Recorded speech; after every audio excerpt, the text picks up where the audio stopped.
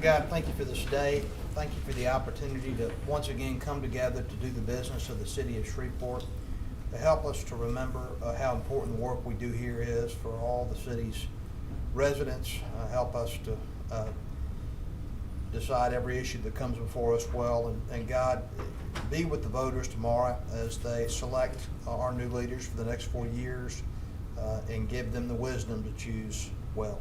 Amen. Amen. Please recite with me. I pledge allegiance to the flag of the United States of America and to the republic for which it stands, one nation, under God, indivisible, with liberty and justice for all. Madam Clerk, would you be so kind to call the roll, please? Councilwoman Taylor. Councilwoman Fuller. Councilman Nicholson. Present. Councilman Woodson. Here. Councilman Jackson. Here. Councilman Green. I'm here. And Councilman Moore. Thank you. Is there a motion to approve the minutes of the administrative conference meeting Monday, October 24th, 2022, and the city council meeting Tuesday, October 25th, 2022? So moved. Moved by Councilman Nicholson, second by Councilman Jackson. Are there any questions or comments? If not, let's vote.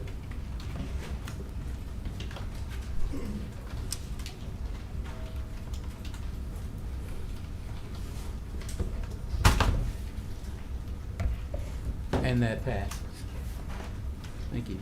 Does any council member have any awards or recognition of distinguished guests not to exceed 15 minutes? Mr. Chairman, Yes, sir. I would like to at this time recognize the Bridge Alzheimer's and Dementia Resource Center Yes, sir. and have the clerk read Resolution 139. If y'all like to come up as they read it, that would be great.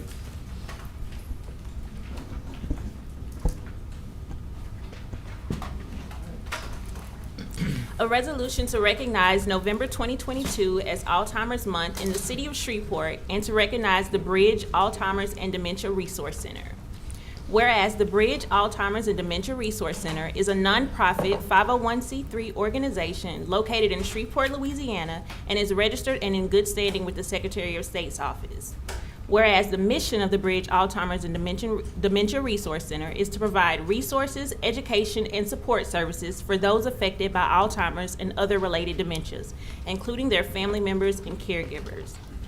Whereas the mission of the Bridge Alzheimer's and Dementia Resource Center is to provide community awareness of Alzheimer's and other related dementias. Whereas the vision of the Bridge Alzheimer's and Dementia Resource Center is to create a community where no one affected by Alzheimer's and other related dementias makes the journey alone. Whereas nationwide, over 6 million people aged 65 years and over are living with Alzheimer's disease. And whereas over 11 million Americans provide unpaid care for people with Alzheimer's disease or other dementias. Whereas over 85,000 people within a 75-mile radius of LSU Medical Center are living with Alzheimer's. And whereas the resources of the Bridge Alzheimer's and Dementia Resource Center provides important information to support the caregivers of those living with Alzheimer's and dementia in Northwest Louisiana. Whereas the Bridge Alzheimer's and Dementia Resource Center provides a variety of educational programs to promote awareness in the community and train caregivers and healthcare professionals to navigate the journey. Whereas the Bridge Alzheimer's and Dementia Resource Center held its second annual conference on Alzheimer's, a positive approach to dementia, on November 4th, 2022 in Shreveport, Louisiana. Now therefore be it resolved by the City Council of the City of Shreveport in due regular and legal session convened that the Shreveport City Council hereby recognizes November 2022 as Alzheimer's Month and recognizes the Bridge Alzheimer's and Dementia Resource Center for the resources, education, and support services it provides to those affected by Alzheimer's and other related dementias. Be it further resolved that if any provision of this resolution or the application thereof is held invalid, such invalidity shall not affect other provisions, items, or applications of this resolution, which can be given effect without the invalid provisions, items, or applications, and to this end, the provisions of this resolution are hereby declared severable. Be it further resolved that all resolutions or parts thereof in conflict herewith are hereby repealed. Thank you. Thank you. Would y'all like to introduce yourselves and say something? Yes, yeah. I'm Paulette Freeman. I'm honored to be the executive director. Pictured to my left is Laura Gaucher, our licensed professional counselor. Shelley Miller, our development director, and Tony Thompson, our finance director. Thank you. May I have a few words? I didn't know if I had the opportunity. So first I want to say thank you to Councilman Butcher for the introduction, and thank you to the mayor and city council. They're calling it the silver tsunami. Over 6 million people aged 65 and over are living with Alzheimer's in the United States. Healthcare experts are predicting that rate will increase by nearly 20% in 2025. They say Alzheimer's is the next biggest healthcare crisis facing the world, and they're calling it the silver tsunami. According to the Center for Brain Health at LSU Health Shreveport, there are over 85,000 people in a 75-mile radius of the center living with Alzheimer's. I want to repeat that. Over 85,000 people in a 75-mile radius of the Med Center are living with Alzheimer's. So this is why this group is standing in front of you, and as a local resource for your constituents in Shreveport, in Northwest Louisiana. It's your community's local resource center for Alzheimer's and dementia. As our resolution states, our mission of the Bridge and Alzheimer's Dementia Resource Center is to provide resources, education, and support services for those affected by Alzheimer's and dementia. And our vision is to create a community where no one affected by Alzheimer's makes the journey alone. We work diligently with individuals and family members in our community that are affected by Alzheimer's. So having you bring us forward today for this resolution is very important to us, and we thank you very much. Mr. Chair? Yes. Thank y'all so much for coming. I know the importance of this. I just have seen it myself, and it's rampant, and for somebody to have this now, like 10, 15 years ago, your organization wasn't here to help. And I know That's right. it's hard on the person that's affected by it, but it's also hard for the family. So thank y'all. That's right. And it was an honor to be able to recognize y'all today. And I have something for you if anybody else has anything. Thank you. Yes. Yes, sir.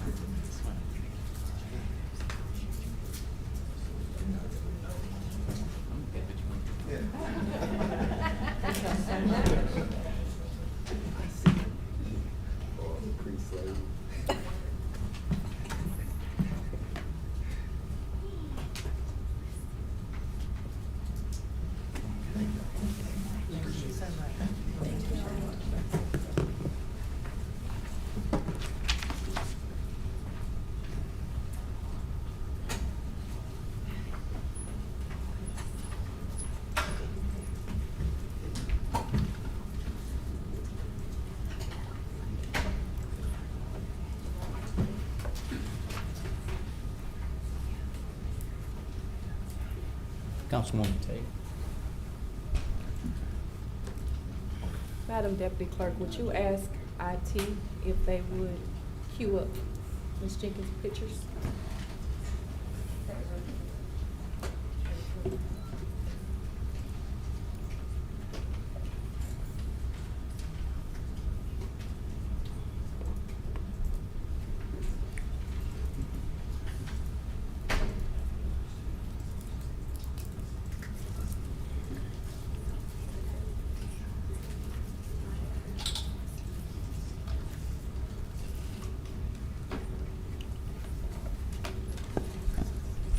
Mr. Chair, Yes. Mr. Mayor, it saddens me on behalf of the family to report the death of Ms. Patrina Jenkins, who was Project Celebrations Outreach Coordinator for Domestic Violence. I would often refer to Ms. Jenkins as the warrior queen, because any time that any woman, man, or child faced domestic violence issues, she was there. Her passing comes suddenly and with great pain, but her legacy is impactful. She leaves to mourn her husband, Dimitri, her 2 sons, Christian and Carrington, her granddaughter, Callie, and her beloved and best friend, Miss Lucinda Thornton, her mother, a host of relatives, her grandmother, and the PCI staff. Whenever there was a time that you wanted somebody to go to battle for you, Patrina was it. She put a face to domestic violence, to allow men and women and children, especially women and children, to stop being victimized or ashamed because they were in a relationship that caused them so much harm. I am going to miss my best friend and my sister. Not only my sister in advocacy, but my sister in friendship. But I want to thank you, Mr. Mayor, the City of Shreveport, the Parish of Caddo, as well as the state of Louisiana, for always recognizing the efforts of Patrina Jenkins and the staff of PCI.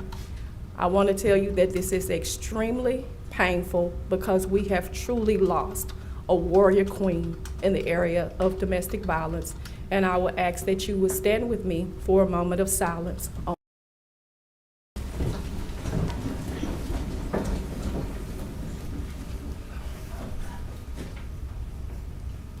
Thank you. Mr. Mayor, do you have any awards, recognitions, distinguished guests not to exceed 15 minutes? I do, Mr. Chairman. Before I get into my remarks, though, just Councilwoman Taylor, I've been praying for you since we spoke on yesterday, and especially for the family. You know this, but Carrington is a mentee of mine, her son, and you know, Patrina always had just like the kindest words for me and was just a big time supporter, and you know, I really considered her a friend and a family member myself. So let's keep that family lifted in prayer, and I'm definitely going to continue to pray for you. Mr. Chairman, I got a special guest today. We have another student mayor. This is Mr. Christopher Cody Allen Jackson, no relation to our council member. But this, Mr. Cody, he goes by Cody. Cody is a little bit older than our typical student mayors, but no less exceptional. I'm about to blow you guys away about this young man beside me. He attends Evangel Christian Academy. He has perfect attendance since he was in kindergarten. Kindergarten. Oh yeah. Raise your hand if you had perfect attendance from kindergarten to like senior year. Oh wow, we got 2 or 3. Okay, those are students that got apples to their teachers in class. But he is not only an exceptional student, he is an exceptional athlete as well. He has a 4.0 GPA.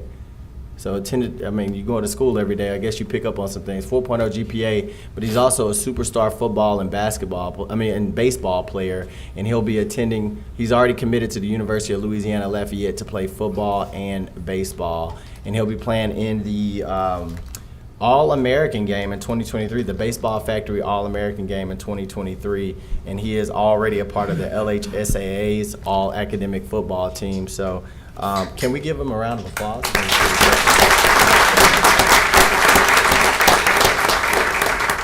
Okay, and he's going to pick up my comments from this point forward. There you go. City offices will be closed this Friday for Veterans Day. Visit shreveportla.gov for the updated trash collection schedule. We would like to recognize a group of citizens for jumping into action during a recent fire on Buncombe Road. Can Chief Reese please come forward at this time for a special recognition?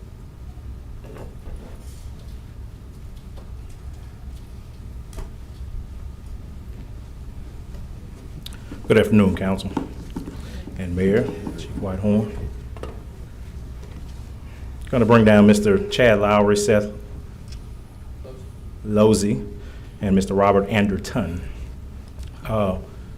Shreveport Fire Department always does a thorough job in investigating all fires within the city of Shreveport. This one is no different than any other, but it takes a special individual that's investigating a fire to actually write a commendation for the people he's actually interviewed. Many times we get to a fire, we put the fire out. We know very limited details until that investigator gets involved. This investigator, Josh McCullough, wrote this letter for accommodation for these individuals. 6908 Buncombe Road, this incident was actually dispatched on a different address, but on Monday, October 10th, 2022 at approximately 4:37 p.m. The One Source Diesel employees Chad Lowry, Seth Losey, and Robert Anderton were at work in a building close to the fire when Seth began to see fire near the front door of a mobile home. Initially, because there was a grill sitting out there, he thought it may be just a grill. As he continued watching, he saw the door to the mobile home begin to ignite. Once Seth could see it was a mobile home on fire, he alerted Chad, who told him to call 911. After 911 was alerted, the three men ran over to the mobile home. At this point, approximately 6 foot in diameter section around the front door they now saw it was burning. The three men came in contact with Ms. Estes, who lived in the mobile home park with her parents. Ms. Estes, she had escaped through the back door, but told the men that her mother, Ms. Foley, was still inside the home. She had fallen and was unable to walk. The three men then climbed into the back door of the mobile home with little visibility and heat from the flames and smoke upon them. They grabbed Ms. Foley by her ankles and dragged her out of the fire. After removing her from the fire, the men unhooked and removed propane bottles from the home. The investigator also spoke with Ms. Foley, and she stated that she heard her daughter saying that she smelled smoke. While Ms. Foley was unable to walk well, she made her way down the hallway and began to smell the smoke. As she entered into the living room, she saw flames around the front door. When she began to retreat, her legs gave out, and she fell to the floor. She then heard Mr. Lowry, Losey, and Anderton screaming, "Is there anybody in there?" She began to scream out for help. She continued screaming, "I can't move, I can't do it, I'm on the floor." Soon after the men found Ms. Foley, they began to drag her down the hallway, got her to the back door, they lowered her down, and then carried her further away from the mobile home. The investigator writes, after surveying the damage of the mobile home, there is zero doubt in his mind that Mr. Lowry, Losey, and Anderton, if they had not responded in the manner they did, risking their own lives in the process, Ms. Foley would have perished in that fire. I have a certificate of accommodation. All of them will read the same. For your selfless and courageous act in rescuing a citizen from her burning home with no regard for your own safety during a recent fire at 6908 Buncombe Road on October 10th, 2022, she had fallen and was unable to walk. You pulled her from her mobile home with little visibility and the heat and flames and smoke upon you. You then unhooked and removed propane bottles from her home. Your heroic efforts most assuredly prevented a death from occurring at this incident. You are to be commended for your heroic and selfless actions on scene to save her life. We thank you for your assistance you provided to the Shreveport Fire Department. Given under my hand of the City of Shreveport on this 7th day of November 2022, Clarence Reese. Thank you.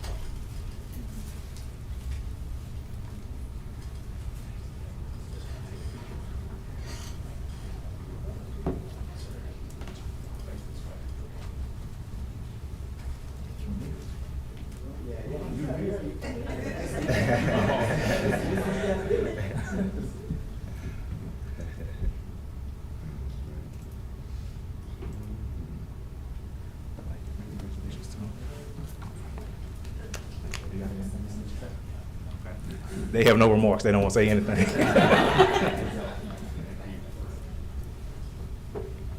Hey, Mr. Mayor, wow, I was waiting for Chief Smith to come in. I just want to interrupt for just a minute, and then you all can proceed. Okay. Chief Smith, would you come up, please? Also, Mr. Bradley, I think he's back there, Glass Bradley. Come on.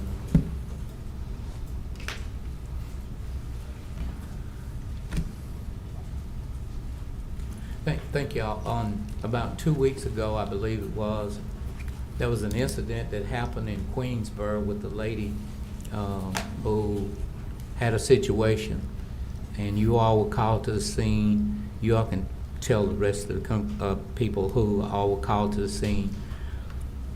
This lady was a live shooter, and from my understanding, she shot out a radiator, whatever. She shot at the neighbors. And you all acted in such a manner that she was not killed. It was a blessing with all that happened with her situation, and she's now able to still tell the story.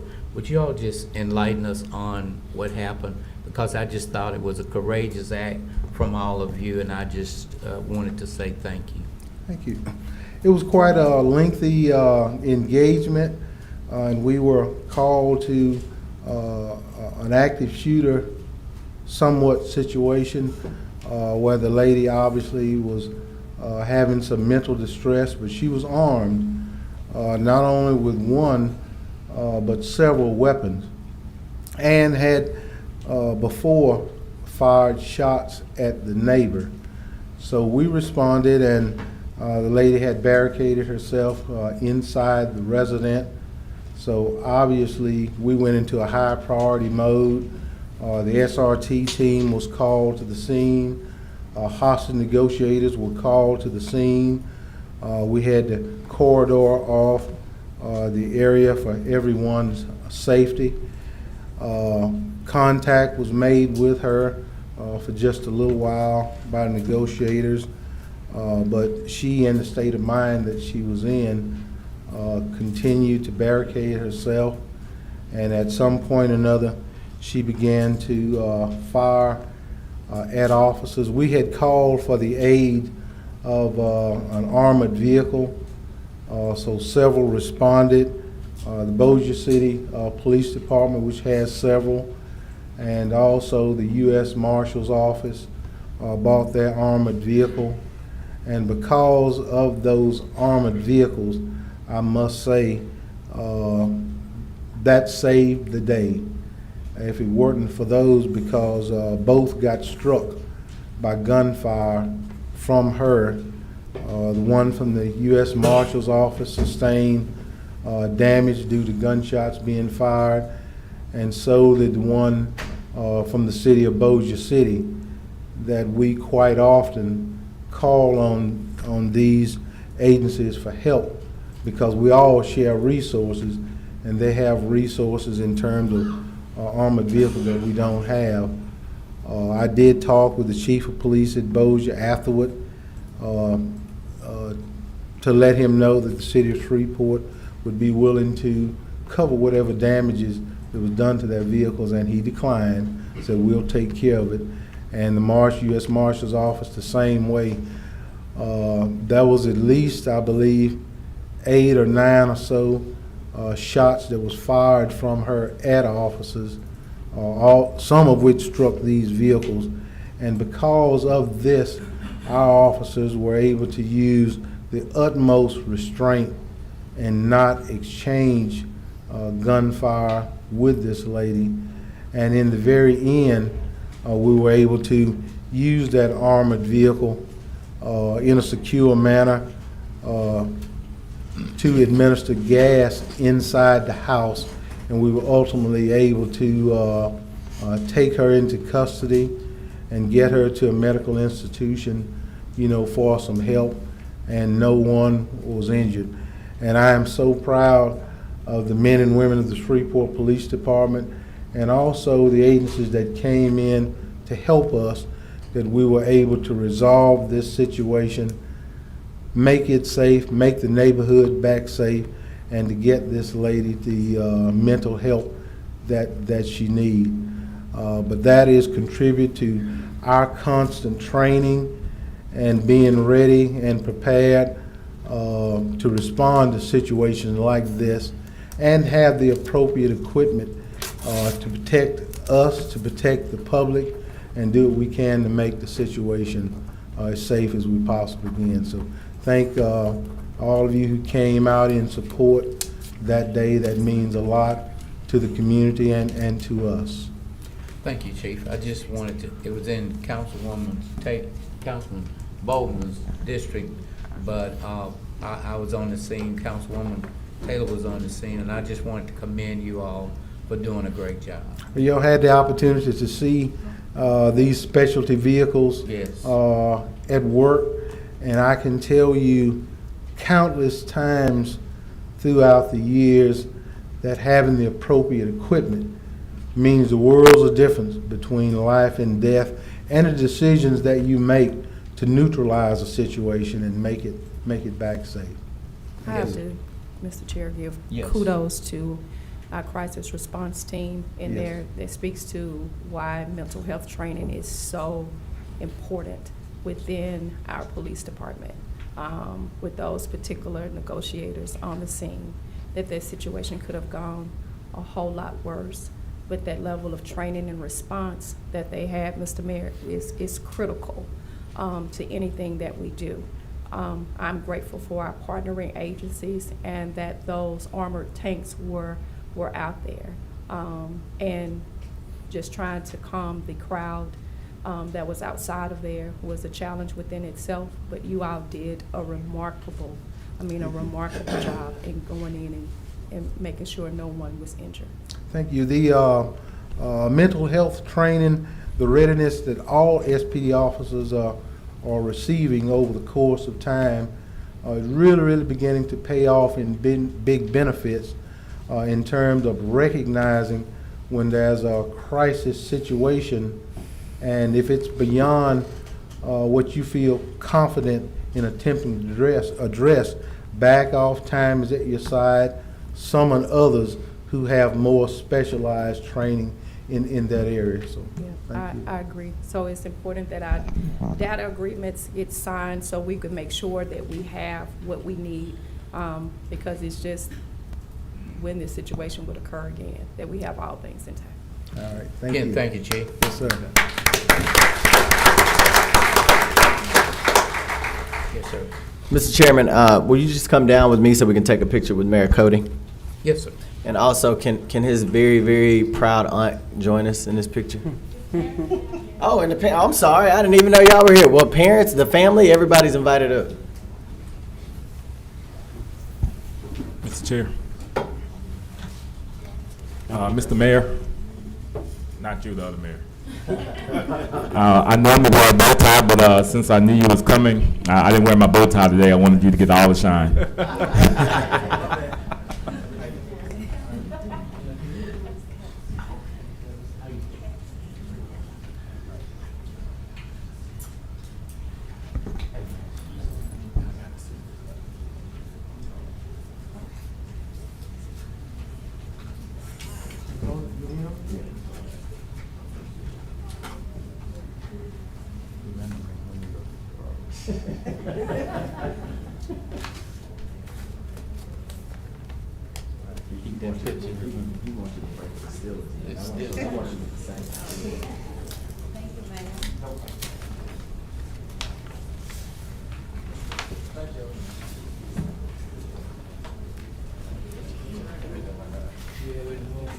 Yeah, I got one more. Mr. Chairman, last I have, we have the appointment of Dr. Shalette Holden. She's here with us. She could come up. She was the appointment to the Downtown Development Authority. So if you guys have any questions for Dr. Holden. Good afternoon. Hey, Dr. Holden. Hello. Thank you for your willingness to serve. Go ahead, Councilwoman. I also want to thank you for your willingness to serve. Why don't you just tell us just a little bit about yourself and your interest in this role? As Mayor Perkins said, I'm Dr. Shalette Holden. Have been a business owner in the city of Shreveport for a little over 25 years. My background is behavioral health. I have a doctorate in marriage and family therapy from the University of Louisiana at Monroe. But more so about Shreveport and more importantly downtown Shreveport, I look to bring the 7 years of experience that I've had so far in owning and managing and running a nightclub, Hayes on Texas, downtown on Texas Street that I own with my family. And we also have Royalty Cigar and Hookah Lounge. Just want to be a part of the future of downtown Shreveport and making it great. I think you're welcome. I think you'll bring a unique perspective. Thank you, I appreciate that. I think Ms. Gillette was being so modest in her, in her introducing of herself, and I'll leave it at that since that's all you want to tell. But Gillette and her family has been, I think, a good staple in the community. So, and I just want to say I appreciate you. I appreciate your sisters. I see them out in the audience. I appreciate them. I went to school with Carla, and Carla, I was a bully back then. But I think I changed to be for the better. But I just want to say I appreciate you all for what all you've done. You was a good friend to my mom, and the things that you all do, I just hope you continue to do them. Thank you. I appreciate that. Thank you. Anything else? Thank you. Mr. Chairman. Yes, sir. If the mayor is done, can we hear from Gary Norman and Dr. Michael Erlin briefly? Oh, I'm sorry, are we taking any further action on this?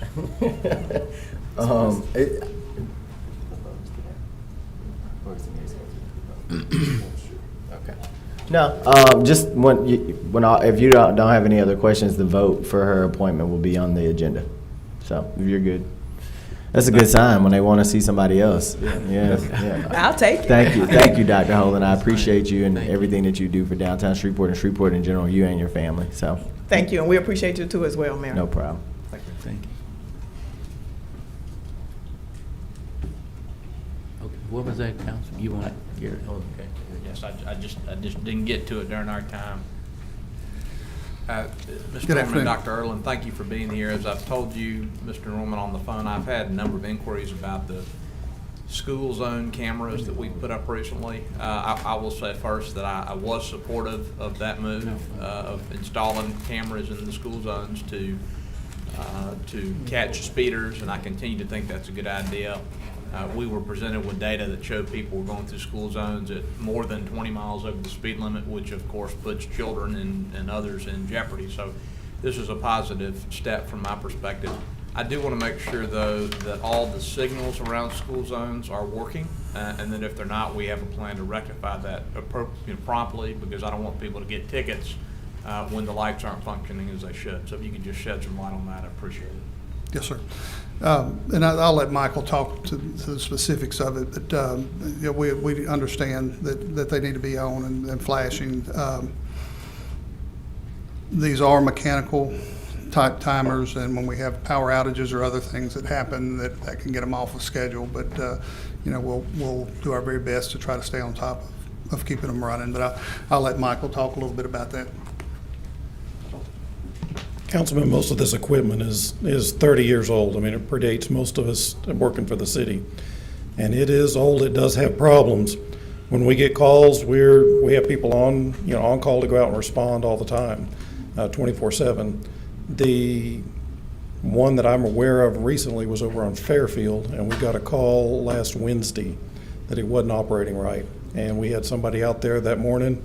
They reset the clock. I think what had happened is that clock predates when we made the last change to daylight savings, and I think it switched it to daylight savings early, and so they've gone out and they've changed that out, and it shouldn't happen again. However, there's no guarantee. It is like Mr. Norman said, this is some very, very old equipment, and it is a timer, and it can, anytime it gets stuck with with lightning, or anytime it gets power goes out, it can drift, and they just have to be reset. But we do have people in place to do that. It just, whenever we get the call, we go do it. I appreciate that, and my only other comment on this, Mr. Chairman, is that I would commend to you and to the other returning members that if you have resources to update these signals, that might be a worthwhile exercise. I'd hate for people to get tickets when they're not getting fair warning that the school zone is in operation. Thank you. Thank you. Councilman, We would really if I can, oh, go ahead. I was gonna say, we would appreciate anybody if they'd let us know.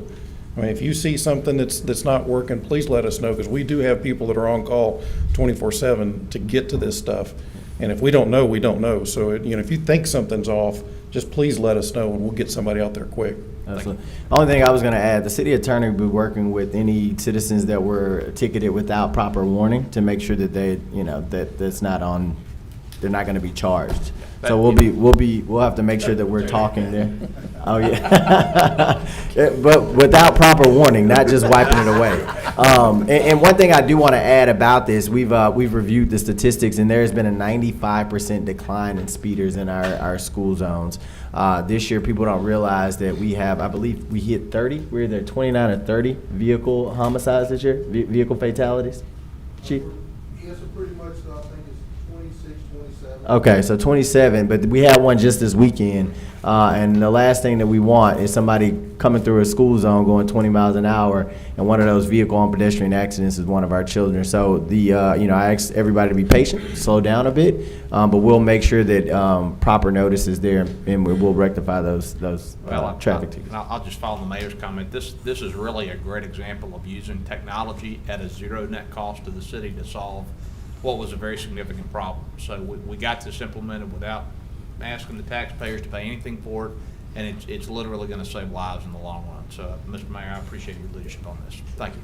Mr. Norman, before y'all go, what about over on, at Woodlawn School? Have y'all started over there? Because I got some calls about they had not been installed over there. If you issued a permit on that? I haven't seen them. Okay. Yeah, we actually are, this is through the police department, and, they've scheduled, where they want, which ones they want to go in first and all, but, Chief Smith may be able to answer that question, but I don't think we've seen any permits on it yet. We just issued the permit on it based on what they submit to us. Okay. Chief? Is Chief still here? He thought he was gonna get by without it. He put me up here. Chief, over on Wingate, Woodlawn School, when would that be put in over there? Because they go through there like a racetrack. I would check and see, but I thought it was already planned to be installed there, and the selection process was based on the amount of vehicle traffic that come through particular school zone. But I would check for you. As the mayor said earlier, this year is a very high number of vehicle fatality accident. So if you do the statistics, do the math, almost your chances are greater for getting hurt or getting killed in an automobile than anything else. Just recently, I was looking through the statistics about our vehicle crashes, what resulted in fatalities for this year.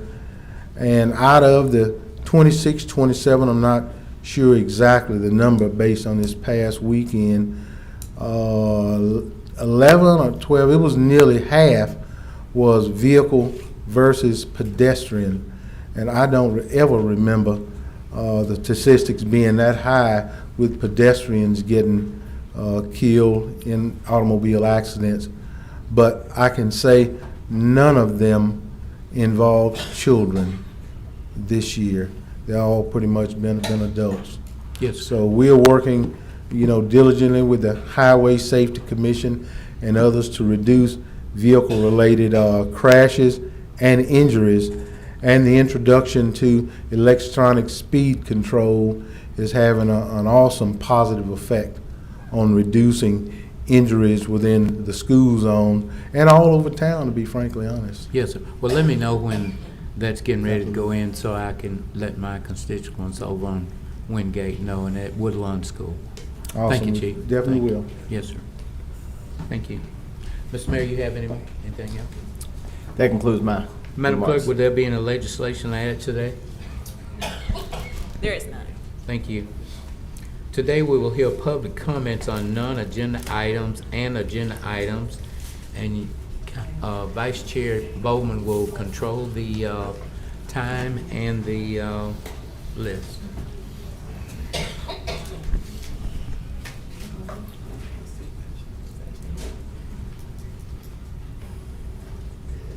I have Ashley.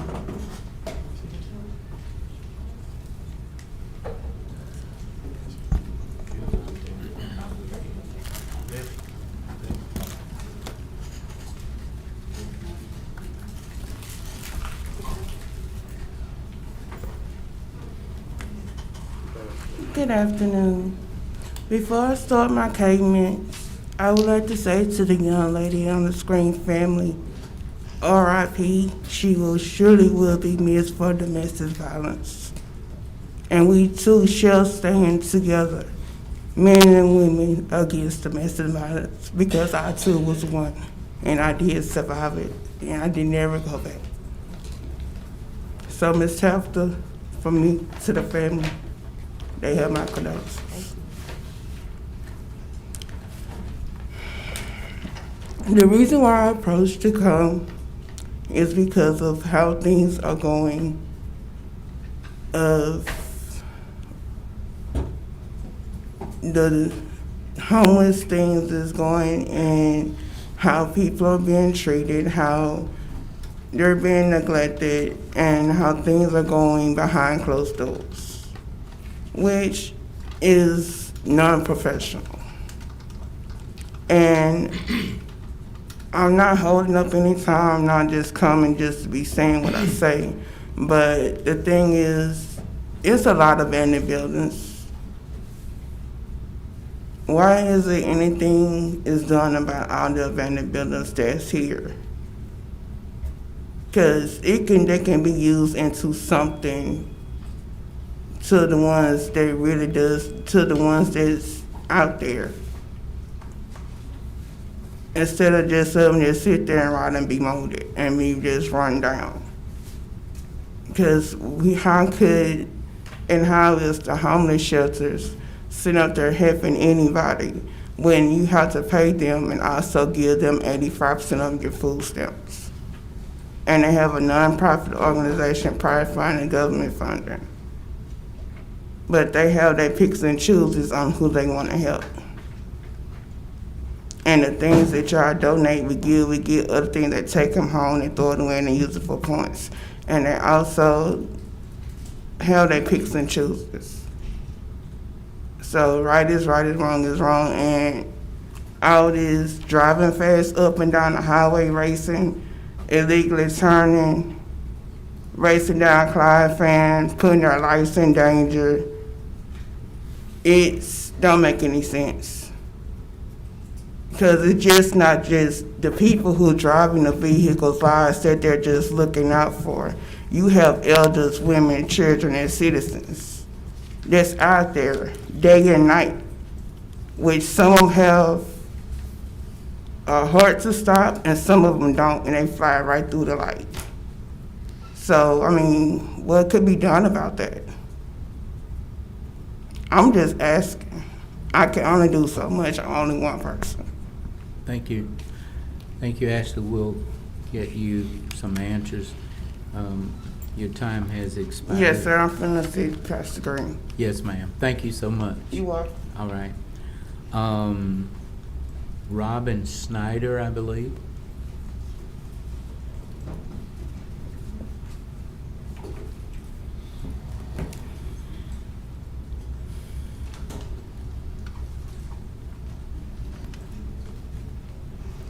How y'all doing today? My name's Robin Snyder at 412 Ockley. I'm on the Shreveport Policeman Pension and Relief Fund as a trustee and a widow. Beginning this year, the board learned that no contributions were placed in the fund in 2021. Further research from the board learned that Regions Bank is our custodian at this time, that the city had not contributed since 2016. Regions Bank has confirmed this. In April, the board made a motion for the city to make this good. At that time, our pension manager was Ms. Drusilla Carter, and she went through the accounting and she advised that it was over $1 million. At that time, the assistant attorney, Daniel Brown, researched the state law. The state law is RS 113712 for the appropriation of this fund.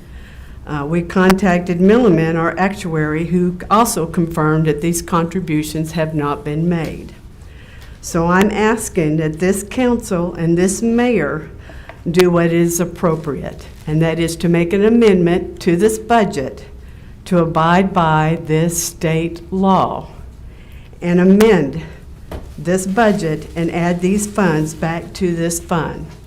I'm a widow. I'm one of the widows who receives a check from this fund. I have widows that are in their 90s, in their 80s, and in their 70s, and this is the only check they get. This is not the MEPRS state retirement. This is the old retirement. This is the retirement of the people that had already retired before they started the state fund. And the city was mandated by the state of Louisiana to maintain this fund. It is low, really, really low. They get this check, it is half a starting patrolman's pay. Some of these widows, this is the only check they get.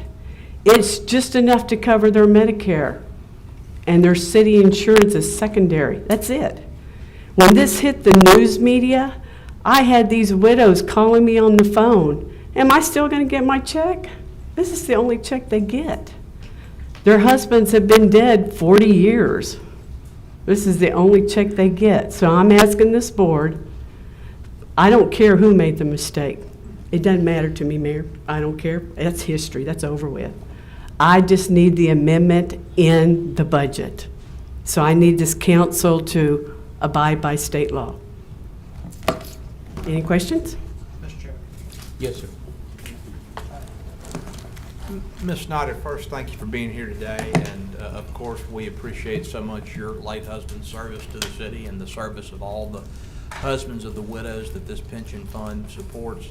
I do want to say for the record that last week was the first notice that I had received as a council member that this was an issue. I understand that the payment stopped way back in 2016 before any of us took office, including Mayor Perkins. And I will just give you my assurance that, of course, the council and this administration will meet the city's obligation to this fund, which provides pensions for widows. There's been no suggestion, privately or publicly otherwise, and so no widow who receives a pension from this fund should have any concern that it will not be properly funded. This will be taken care of. Thank you. And I think Bill Wilson is next, and he was just going to give you the history. So that's up to you if you want to hear the history of it, how it came to be and everything like that. You know, originally, the city would kind of borrow from this fund. It paved Allen Avenue, if you want the history of it. So they would borrow it once in a while. So, but they kind of made some changes so the city couldn't borrow from it. But the other funding for it has been canceled. It was whole life insurance policy by a company that's now being sued by several states for billions of dollars. So we have canceled the life insurance policies, which are zero value right now. And hopefully we're going to get a little money from them. We don't know how much, but that policy's been canceled. So this is going to be the only funding for it right now. So we're going to have to come up with some other kind of funding for it. Thank you. Thank you. Bill Wilson? Oh, I passed. I believe she covered it very well. Mr. Wilson, would you come to the podium, please?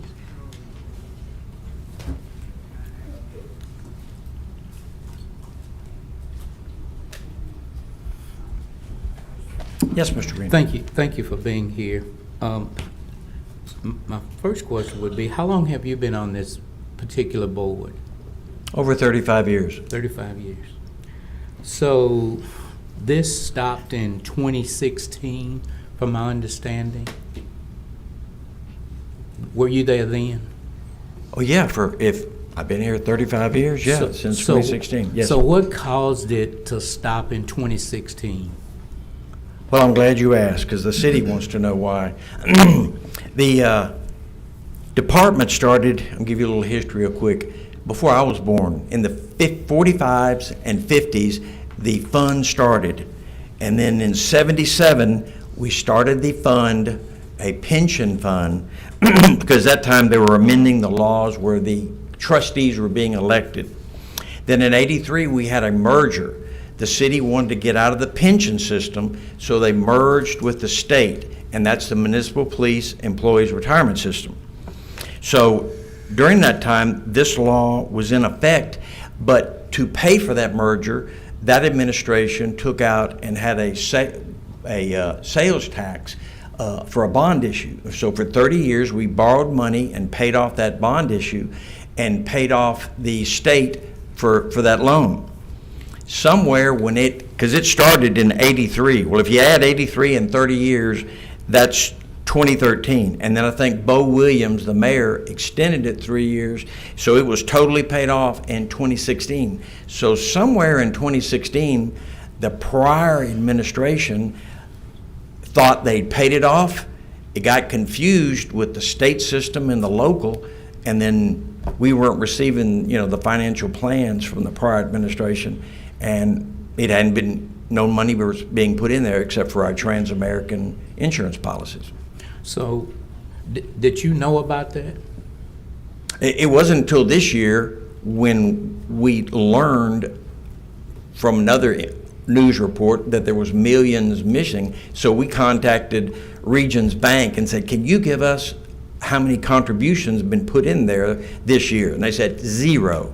And then I said, would you research it? And they went back and said it's to 2016. And then we asked our past pension manager, and she produced the data and verified that it was 2016, and then it was $1.3 million.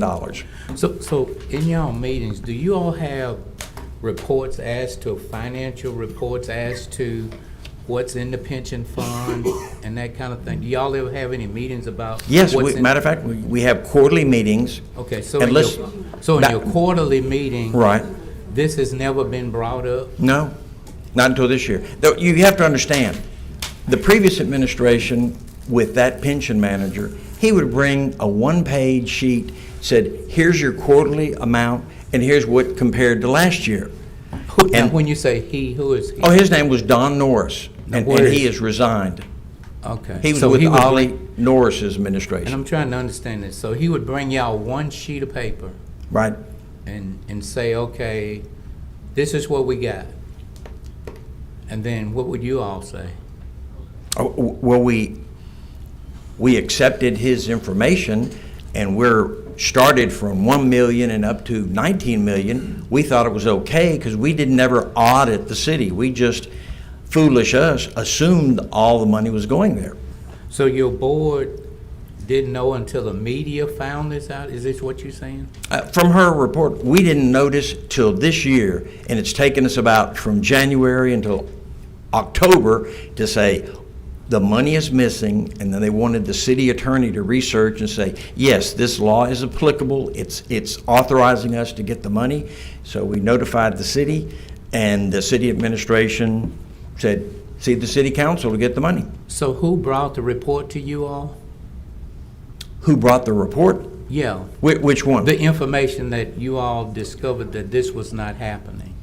Well, I mean, if we're verified it with Regions Bank, but no, I think I'm saying the first report, there was a news media report from a prior report. Who was that media? I mean, I'm saying. It was in the newspaper and in the channel. There was some whistleblower here in January, and he is a past employee and said there was millions missing. So I started digging and asked Regions Bank to produce me the detailed reports for the contributions, and that's when they said 0. So I'm trying to understand this. 2016, this is when it stopped. Yes. And nobody told the board. Nobody told who? The board, you all. No. There's a confusion in the finance department. This is the past administration and this one. So it continued for 6 years that there was no money put into our account. Okay. And you've been on the board for 35 years? Yes. And so therefore, in being on there 35 years, what do y'all do? Well, you'd have to ask the city administration. For about 4 years, we tried to educate the city administration what the dealings of our money, and we had Transamerican as insurance for the last 30 years, and it used to be like a $200,000 policy. Well, this year, it jumped up triple to 600, and we figured out, no. We used to have 5 and 6 retirees die a year when we would make $500,000 to $600,000 off that policy. So we quit taking that We stopped that this year, so now we'll have no revenue coming in next year except for this, which we are 6 years behind. Okay, so it started in 2016, 2017, y'all didn't know about this. No, not till this year. And some media, how did the media get y'all report if y'all on the board and y'all didn't get it? He gave a generalized, he was the comptroller, that was Mr. Haybear, the whistleblower. He said there's several million. Mr. Hebert, he's not a media person. No, he is the past comptroller. I told you, I heard this in the media, in the newspaper and these Channel 3 and 12. So when I read that, I started looking into our bank records. Mr. Hebert he's the so-called whistleblower, and he got terminated from the city. So we started looking to see where was these millions missing, and it turned out to be in our account. So the legislative auditors just left our city. They only brought up 2 sightings. That was the insurance when we first started, and the mayor's travel budget. They said that was not a sighting. They just made that as a footnote. So are you telling me that the legislative auditors came in, they didn't find nothing about what Mr. Hebert said? All they had was 2 sightings, and one of them was just a footnote.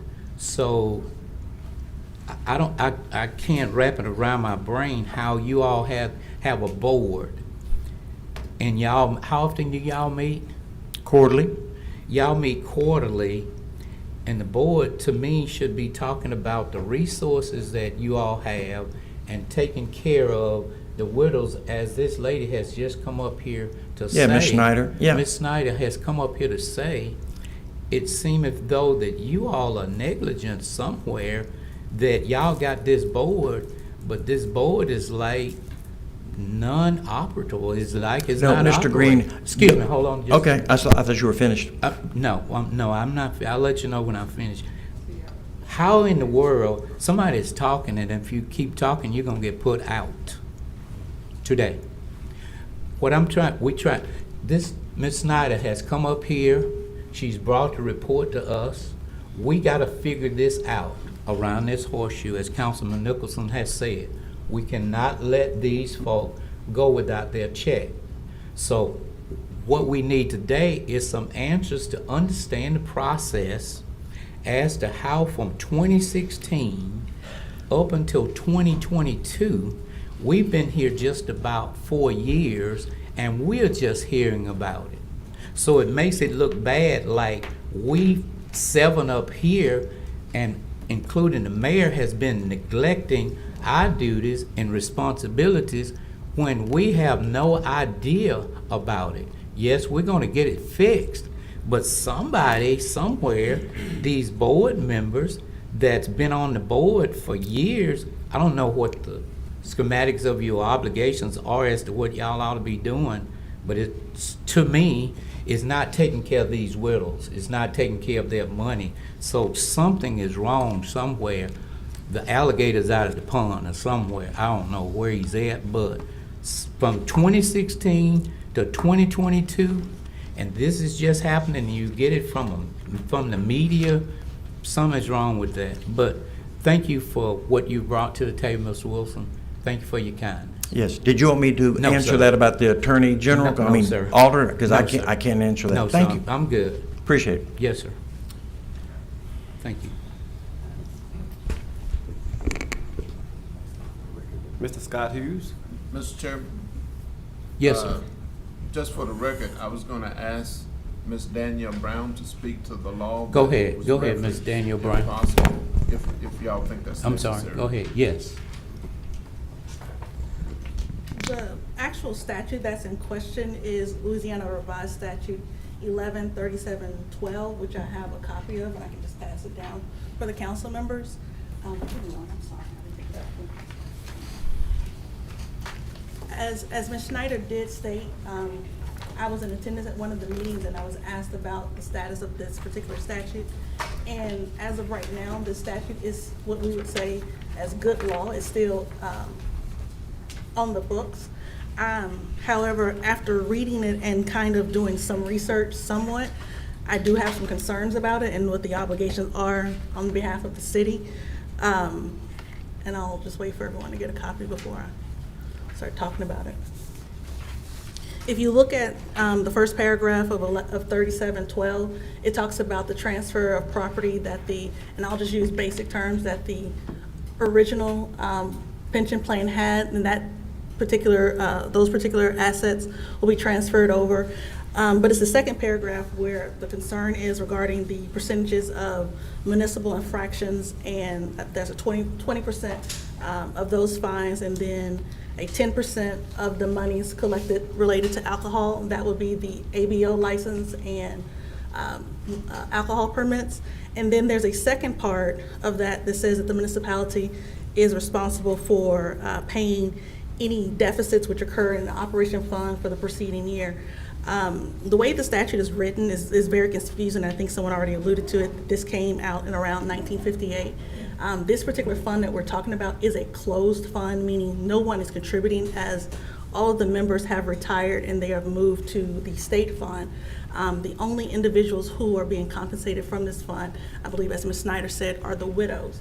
And so these particular funds are what we're talking about. In the research that I've done thus far, and let me just say I've reached out to the clerk over at City Court to get a breakdown for the last 10 years of the amounts that we have generated as it relates to municipal ordinances.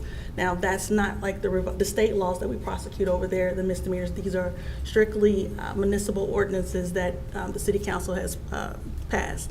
And I'm working with the finance team as well as SPD to find out for the last 10 years the amounts as it relates to alcohol licenses, the ABO cards, as well as the alcohol permits. The third part of it, where it actually states that the municipality is responsible for, comes from the general alimony taxes, and that's only when the fund operates at a deficit. And so we're in the process of going through whatever records we can put our hands on as it relates to the last 10 years to see when has the fund operated at a deficit, because there is a responsibility there. Some of the language is concerning because as it relates to the 10 and 20% that I discussed earlier, it just makes a reference to it. It is not identified if that's a municipality, if that's the fund, if who that it is. Just reading it as statutory language, I would be concerned that this it would not be the municipality, but like I said, I'm still doing the research. I did, in the research that I did, and I just have to say the City Council's records are immaculate and they have helped a lot in this. The particular funds that were dispersed and that stopped the disbursement in 2016 was a bond that was issued in, I believe it was 1998. I've spoken to the attorney who handled the fund, and she actually remembered this, and so she's in the process of helping me determine what the funding source for that was, because it may have been these particular funds that we're talking about, but I don't have an answer to that yet. At this point, I'm just trying to gather all the information, and I think part of the plan was once we get the information gathered and have a better understanding of what is the obligation of the city, then we will come to the City Council and say, this is the amount that we believe, or this is the amount that we don't believe, or what have you, but we don't have a total amount at this point. I know that the prior pension manager, she did do for lack of a better word, a rough estimate of the amount, but we can't ask for budget money out of the general budget on a rough estimate. We want to have that exact number so that we can say this is what has happened from 2016, or it may have been before that. I don't know at this point. Thank you. Ms. Snyder, is she still? Ms. Snyder, just know that as long as I'm a part of this City Council, tell your people that they will be taken care of.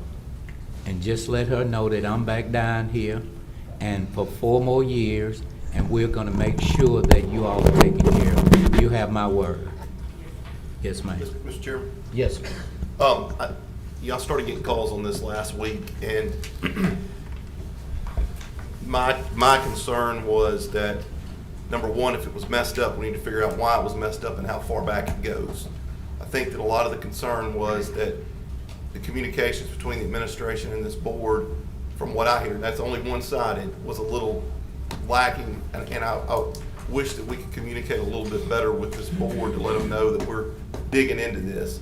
But I'm 100% behind y'all on this, whatever we need to do. But I want us to have an open line of communication with that board as well. Also, something I would like to know, because I'm a little confused about it. I mean, how many more, is this widows from way back? I mean, we're talking widows that retired under the old system, I'm Yes. assuming, is that right? This particular statute began in 1958 when Shreveport had its own municipal retirement system. There was a merger that happened that took effect January 1st of 1983. So we're talking about individuals who were employed or their spouses who were employed with the SPD 1983 prior. So, not to be, this pool's shrinking fairly quickly, I would assume, of people that would qualify for this if it started in the 50s and ended in the 80s. So this is something that we need to deal with, but moving forward, it's gonna shrink, I would assume. It's a closed fund. Okay, all right.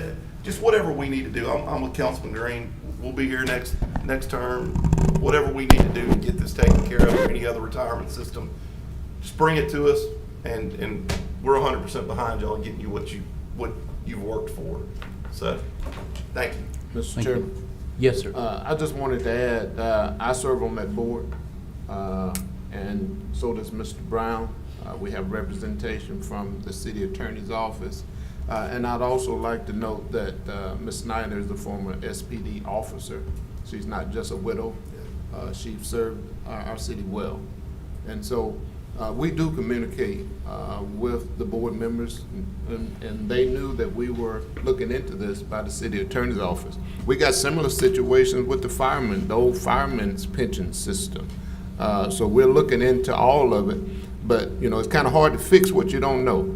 And as Mr. Wilson said, we just learned this year. And so we've been working since we found out about it to try to figure it out. My concern is the fact that was that bond, the obligation of that bond that expired in 2016 after it was extended, did that serve the obligation? We don't know. And so we got to figure all that out. But we are working on it. Well, the comment that was made to me by a phone call was that it was said, we all need to go to the city council to get the money. And I'm like, no, city council's not, I'm not arbitrarily putting some type of legislation up that, we've got to look into this. So that's what I meant by communications, that this is all of us together, and we're gonna wait on what y'all find and what the city attorney finds, and we're gonna do it right, and we're gonna get it fixed. Yeah. So that's all I'm asking. Yes, sir. I want to add too, this administration is not omnipotent. We don't know everything. It would be phenomenal if city employees or board members, if they identified a problem, I assure you we will fix it. But it's political season. A lot of people would rather go to the media or do other things opposed to just letting us know. But we will fix the problem if we identify it, and we'll fix it faster than a lot of the ways that information is flowing at this time. Mr. Chairman, I'll follow the mayor's comments, and we've had this conversation and the concept of other issues, but in this situation, it's really unhelpful to get on the radio and suggest the widows are not going to get their pensions, because that's just a false statement. And as the mayor said, and I don't have this experience because I'm only one council member, but if you're the principal executive officer of an organization that employs thousands of people and spends more than $500 million a year, you don't know everything, and you have to rely on employees and boards that are constituted for the very purpose of overlooking issues like this, overseeing them. So there is no risk that the widows who receive pensions from this fund will not receive them. They will receive them. The statute that Ms. Brown has just explained to us says very, very clearly that the city is obligated to pay out of its general alimony taxes any deficit in the fund's operation. So there may be a dispute about how much money or something requiring clarification about how much money needs to be moved into the fund, but at the end of the day, this is an obligation of the city which will be met. That was true last week, it's true this week, and it'll be true in the future. Thank you.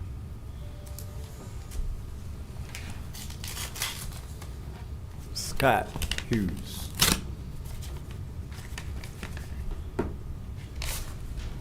I didn't stop you from coming the last time. They did, Scott, not me. Thank you, Mr. Chairman and Council and Mayor and Administration. Scott Hughes with the Realtor Association, 2036 East 70th here in Shreveport, Louisiana. Real quick issue today. I'm really here on something that's really only on a first reading that's going to hold over to December. But I wanted to come and just say thank you. We were here about a year ago when this legislation came up, and we respectfully asked some of the council if you would refer that back to MPC for public hearings. And that process has been a very good process. I wanted to come report on that. And we're very pleased working with Mr. Clark and Mr. Bailey and the administration that you now have something back before you. And we would just respectfully ask that you move it to second reading. I'm here today. We put together a really big coalition around this idea. And no legislation is perfect. And I know many people want to go much deeper in this area. But what we said early on is, and we don't come to you very often. For the Realtor Association, we don't spend our time here at City Council. We thought this one was important because it deals with the living conditions and it deals with dealing with people in a very human way. But we told very early on the MPC that we felt this was really more of a property standards issue. Before we go try to recreate the wheel in new processes, we'd like to see property standards get a lot more support. And we believe one of the key issues looking at this is being able to identify who property owners are. And so we have taken a stand, and we have a long list of people that have joined us. We've actually asked a lot of our coalition to not be here today. They may be here in December, but the Apartment Association, the Home Builders, the Shreveport-Bossier Rental Association, many of our people have joined together on this issue. And we feel that the time has come to look at it, what we consider a registered agent approach to this problem. We believe that property standards can be effective if we can find a human being to be served, and we don't have to play this P.O. box game with California to try to figure out who's responsible. So we think it's responsible legislation. It doesn't go as far as I know some of you would like it to. We think it's a first step, and we'll continue to work with you, and we appreciate it. I'll also just point out, this is item number 195. You also have another example. It's item number 157, which I think today is the short-term rentals. And we also worked with MPC over the last several years with that. And to us, that's another good example of how we can work on something, and it may come back to you. It may have, I think this is amendments coming back to you on the original legislation. So we appreciate your support. We'll be back in a month, and if you have any questions in the interim, please contact me or any of our partners that we put together on this issue. Scott, any questions for Scott? Chair. Yes. As a member of the Realtors Association since 1998, I appreciate the leadership that y'all have taken. And when this legislation came up, I think you were one of the first phone calls that we made, and we had some meetings and were able to kind of come to a consensus that would help everybody, because there is a true need. Being out in the community in the real estate world and seeing some of the things I see on a daily basis, some of the rental properties in this city are far from standard. And but I appreciate what your organization's done. I appreciate what Mr. Clark did and what the two authors of this legislation have done to be able to work together to get us to this point. So it is a two-reader, and we'll vote on it in December. But I am very very thankful for your organization's leadership on this. Scott, thank you.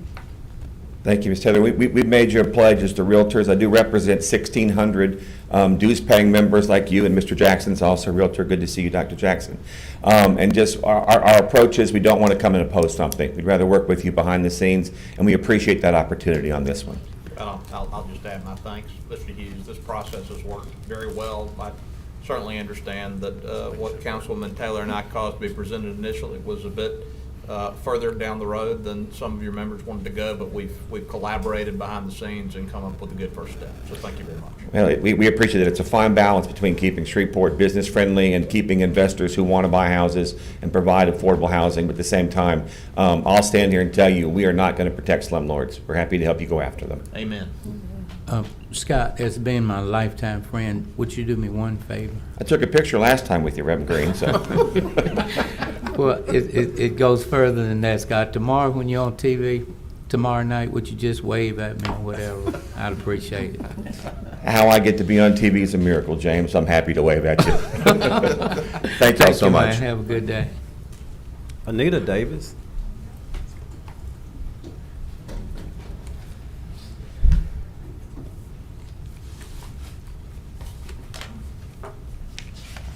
Hello, thank you.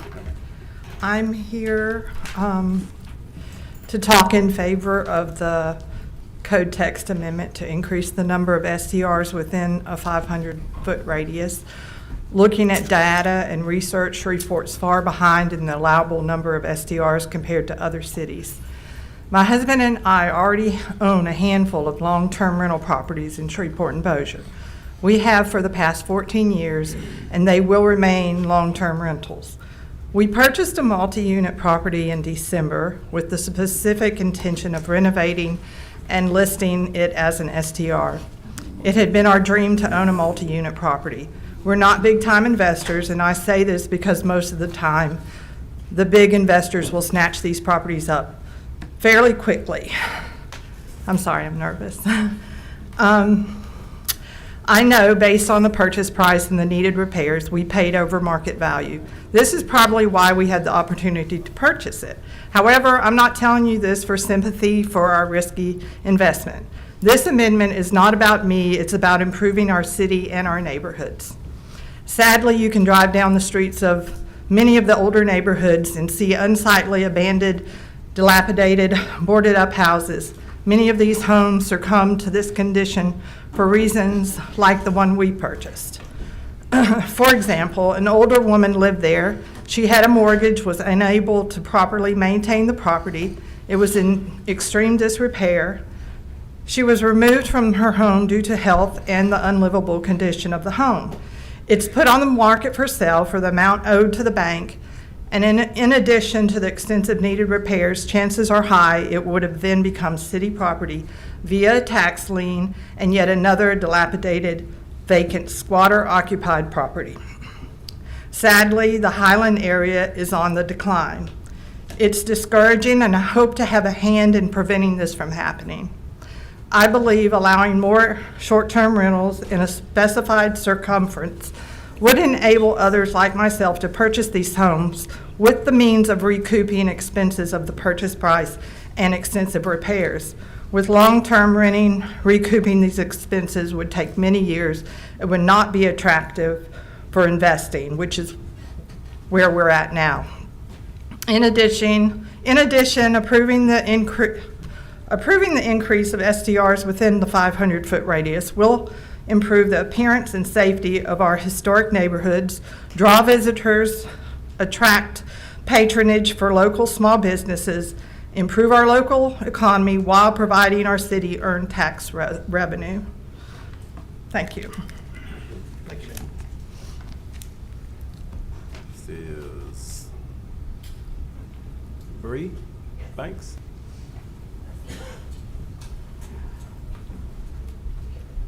Thanks, council members. I'm also a little nervous, but my name's Bree Banks. I'm a native resident, property owner, Airbnb superhost since 2018. I'm a part-time realtor and a full-time marketing director for a local dental practice. And I say all of that just so you know that I not only live, but I also work and play in Shreveport, and I'm an inherent advocate for what this city has to offer, not only its residents, but also its tourists or its visitors to the city. I'm also speaking in support of the Code Text Amendment, not only on behalf of myself, but as my parents and other STR hosts in the area. I'm going to speed through this because I have a lot written down, but as the president of the Realtors Association said, he's already said a lot of things that I'm going to mention. So has my mom. I just want to be here for any questions you may have. I've been a host for a long time, and I've done a lot of research, and I'm very passionate about Airbnb. So I just kind of want to mention how important competition is, not only like as a city, but in business and all of these things. Economic theory demonstrates that competition really lowers prices, raises quality, gives a variety, and really pushes innovation. And by stifling or only allowing one STR per 500-foot radius, you're really allowing maybe mediocre or subpar hosts, owners, landlords, whoever they are, to have a little monopoly in little parts of the neighborhood. Having competition within those 500-foot radiuses really pushes all of us to be better hosts and do better, and the bad ones will be weeded out. But if you don't allow more to come in, the bad ones are just going to stay forever. I know the Tourism Bureau is planning on like a rebranding of the city and really trying to hone in on the identity of Shreveport. And the Airbnb community has a really large impact in local tourism, not just in lodging and accommodations, but really in providing a real local experience to visitors. I can talk about data. So there have been studies that show that 42% of money that short-term guests come in with, they spend it in the areas they're staying. So 42% of spending would be spent elsewhere if we didn't allow short-term rentals in our communities. As a STR permit holder, I pay occupancy taxes and sales taxes, and that really can work or go towards improving, your landlord. I have it down here somewhere. I'm sorry. I'm just going to move on. I'd also like to point out it benefits jobs like maids, Uber, Lyft drivers, festival workers, in addition to all the local businesses STR is positively impacting our communities.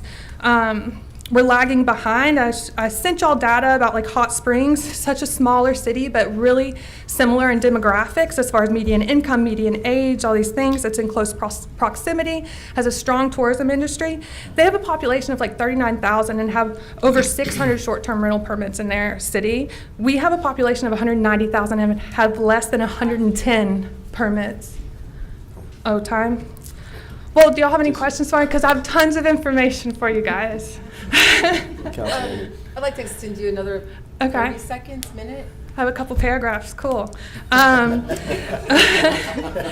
So that's a bit it on Hot Springs. That just shows like where we compare in cities similar to ours in so many ways and how we're kind of lagging behind in the progress.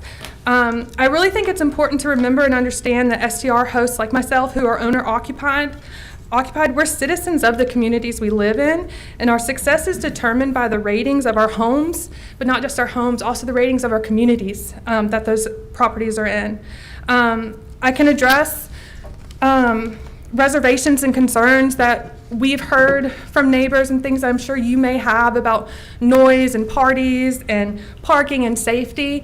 It's all on the website of the platforms we use to list our properties, but I just like to say, who do you complain to if you have issues with your neighbor now? Property standards, the landlord, the homeowner, call the cops if they're having a loud party. Like, it's all the same thing with a short-term rental.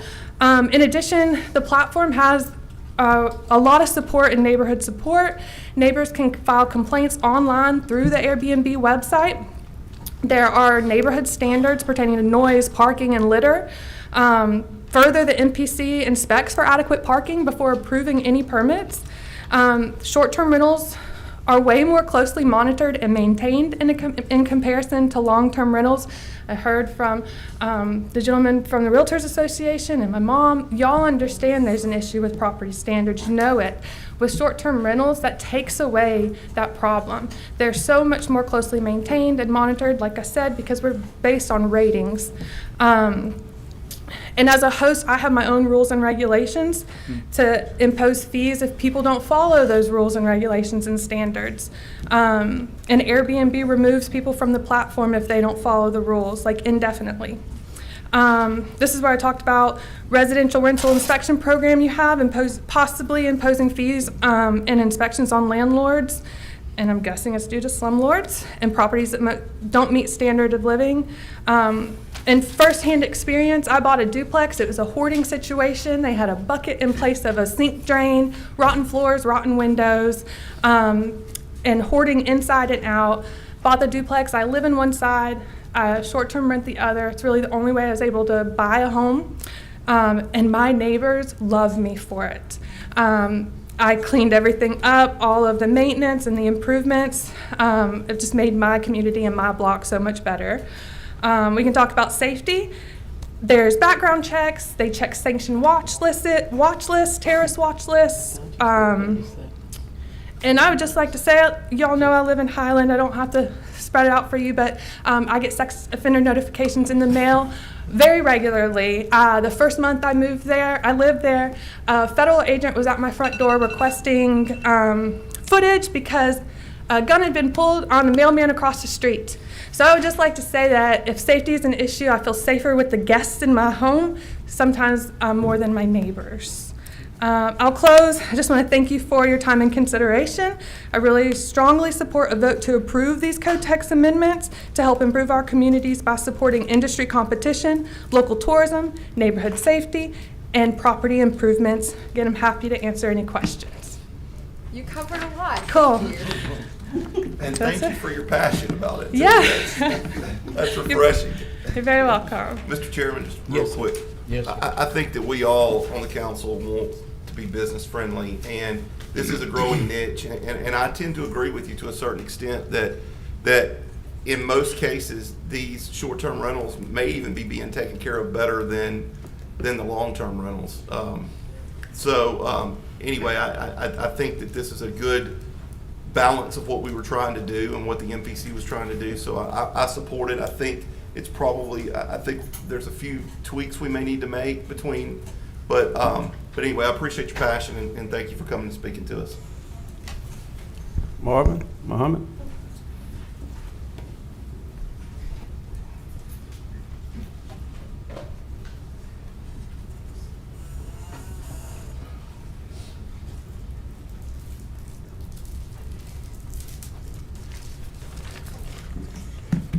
Yes, sir. Marvin Muhammad, 2808 Hersey D. Wilson. In 2013, the city of Shreveport had the fortunate opportunity to help secure Liberty Glass from leaving the city of Shreveport. During that time, it was 70 indirect jobs that was brought, 75 indirect jobs, and additionally 511 jobs were retained. As we know, 7 years later, Liberty Glass closed down.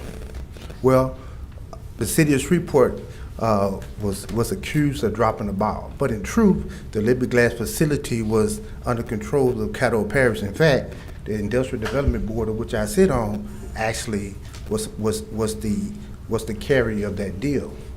With that being said, when Liberty Glass filed for bankruptcy in 2020, it then came to the knowledge of the board that multiple years of clawbacks had not been received from Liberty Glass. So in negotiations, the board was now at an impasse because now someone dropped the ball. So I want to commend City Councilman Green for saying to Mr. Wilson that somebody dropped the ball. The Industrial Development Board, of which I sit on, proud to me on the board, somebody dropped the ball. Of course, we was able to negotiate in good terms with Liberty Glass, and we was able to capture much needed tax revenues that belong to the citizens of Caddo Parish.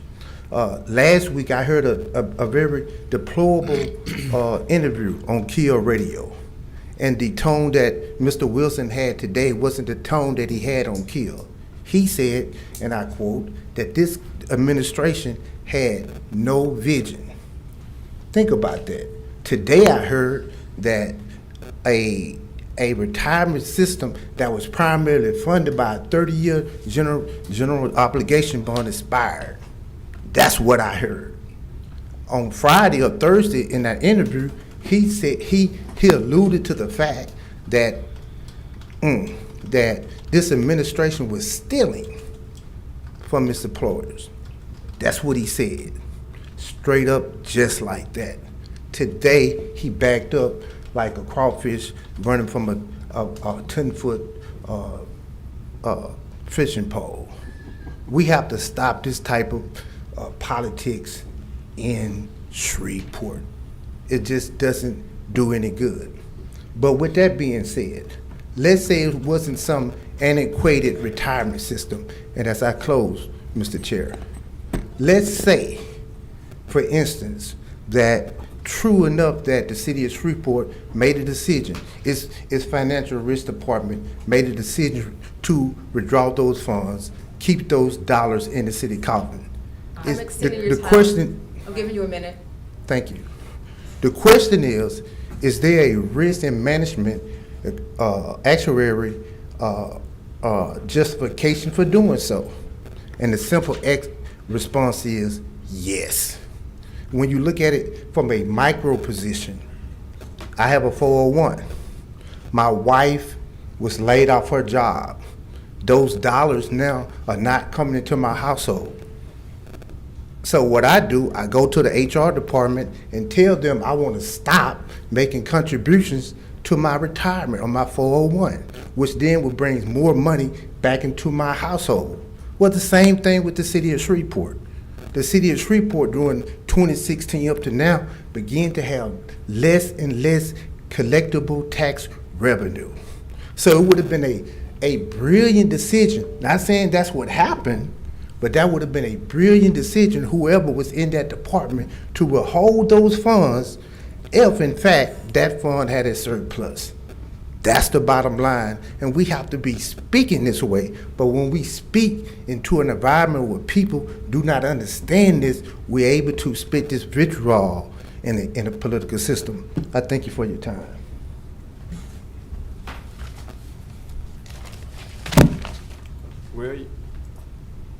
William Bradford.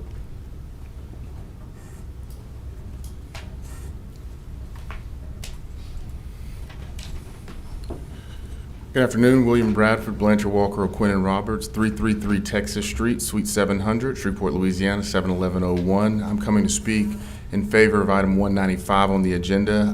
I was retained by conglomeration, I think that's probably the best term to use, of property owners who were in the residential rental space. We represent over 2,000 properties in the community, and we collectively worked hand in hand with the MPC. I don't want to steal Mr.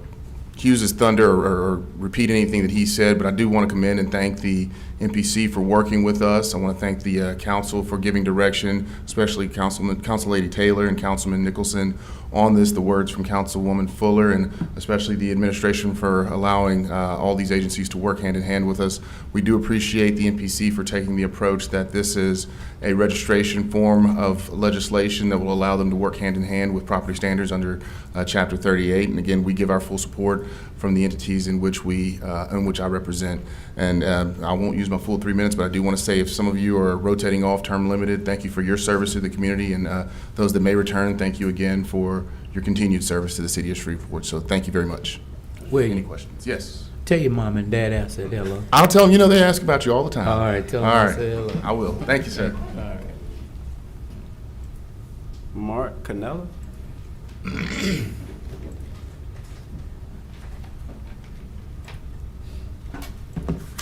Hey, good afternoon to all.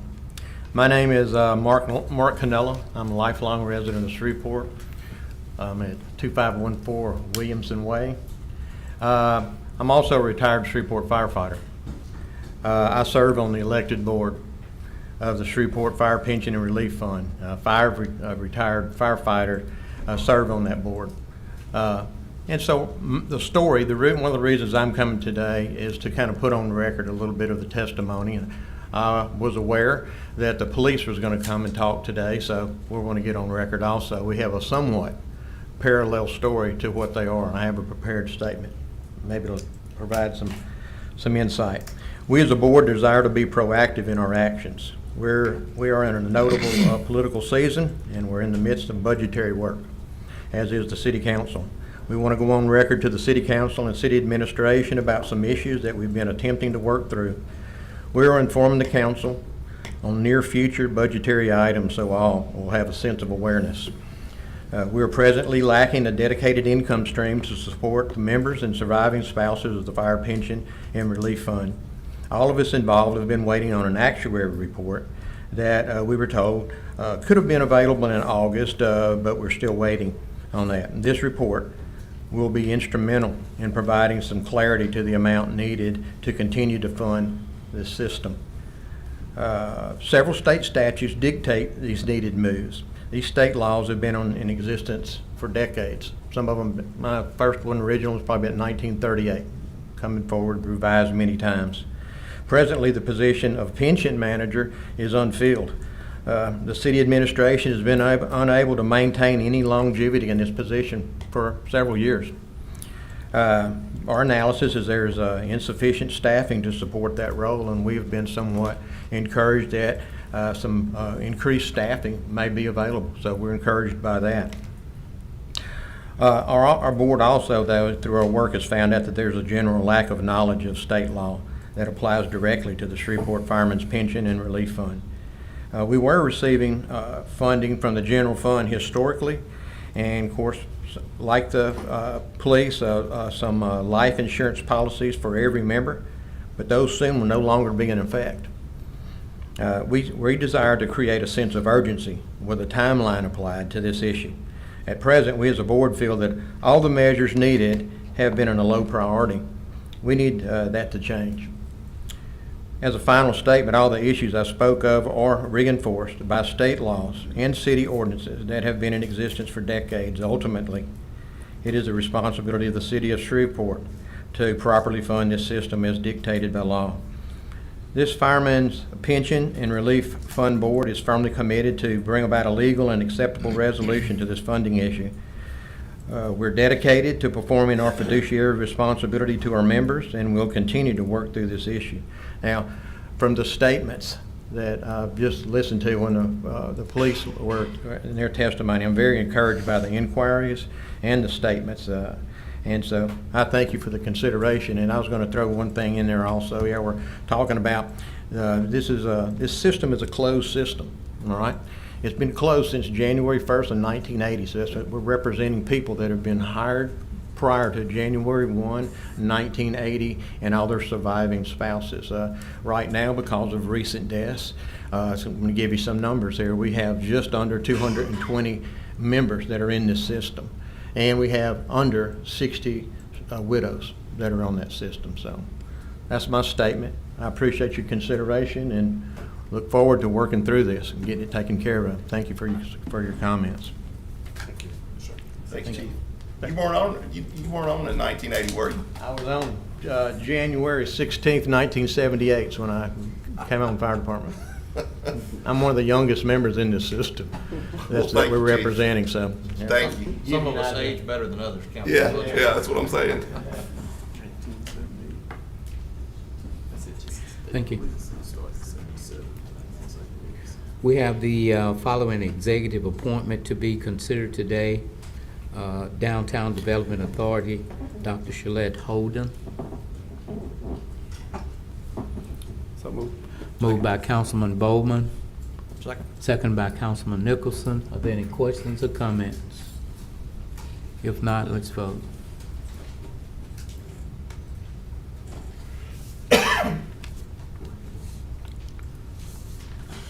Motion passes. Thank you. See, there's no consent agenda legislation to be adopted today. Madam Clerk, would you proceed with regular agenda legislation? Yes. Resolution 137, authorizing and providing for granting a waiver to the Food Bank of Northwest Louisiana for all city permit and inspection fees associated with construction of a new food pantry building next to the new facility located on Mount Zion Road. Second. Moved by Councilwoman Fuller, second by Councilman Nicholson. Are there any questions or comments? If not, let's vote.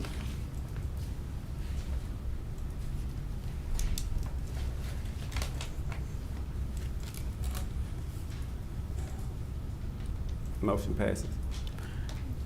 Resolution 138, authorizing the submission of an amendment to the City of Shreveport's 2021 Annual Action Plan to the United States Department of Housing and Urban Development. And there's a request that this be postponed until November 18th. Move to postpone. Motion by Councilman Nicholson, second by Councilman Butcher. Are there any questions or comments? If not, let's vote. She got changed it. She changed it from Councilwoman Taylor to Councilman Butcher. Yeah, I was No, second. Councilman Nicholson and me second. Yes. And the motion is to postpone and not to adopt. Yes.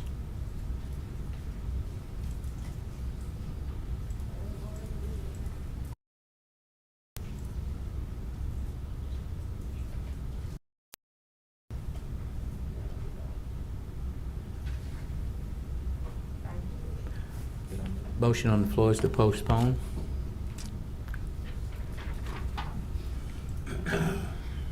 Let's vote.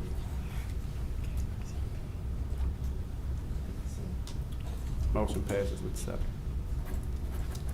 Resolution 139, recognizing November 2022 as Alzheimer's Month in the city of Shreveport and Alzheimer's and Dementia Resource Center.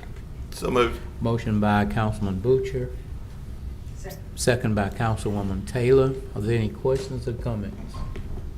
Councilman Butcher, I actually want to forward, because often some may not realize the chilling effects of Alzheimer's and what it does to a family and what it does to the caretaker. So thank you for bringing this to light. Thank you.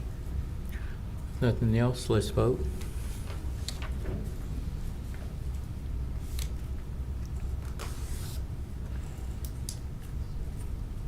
Motion passes with, wait a minute, I'm missing one. Jackson. Motion passes with 7. Resolution 140, dedicating the 100 block of Fundren Circle in honor of Lawson J. Shuford Jr. Motion to postpone. Second. Moved by Councilman Bowman, second by Councilman Nicholson to postpone. Are there any questions or comments? If not, let's vote.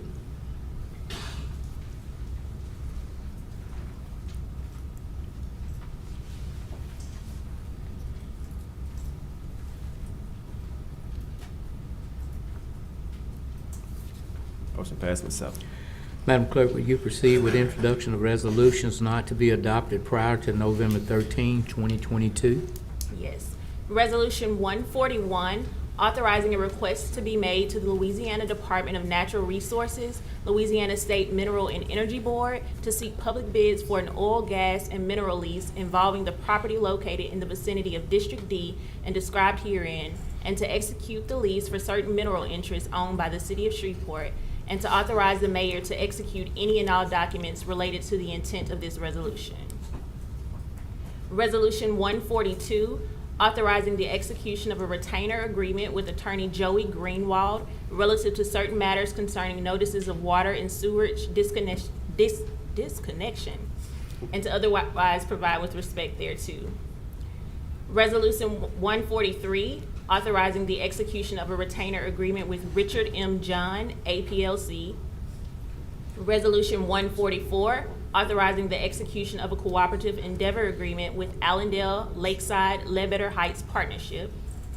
And Resolution 145, authorizing the mayor to accept monetary donations of $85,276.80 from the Caddo Parish Commission to the city of Shreveport to be utilized by the fire department for the city of Shreveport. Is there a motion to introduce these resolutions? Moved by Councilwoman Taylor. Second. Seconded by Councilman Nicholson. These items have been introduced. Madam Clerk, would you proceed with introduction of ordinance not to be adopted prior to November 13, 2022? Yes. Ordinance 135A, to repeal Ordinance 135 of 2022 and to readopt an ordinance changing the name of Red Fox Circle in the Moore Girls Circle subdivision in section 25 T17N-R15W to God's Country. So moved. Ordinance 192, closing and abandoning a portion of Boissar Street and an alley dedicated in the Boissar Annex subdivision in section 35 T18N-R14W. Ordinance 193, annexation tag number 22-1, an ordinance to annex property in section 7 T16N-R13W, Caddo Parish, Louisiana, into the city limits of the city of Shreveport. Ordinance 194, to amend section 66-141 of chapter 66 personnel, Article 3 health benefits for the city of Shreveport Code of Ordinances relative to the health care costs for full-time active employees and retirees.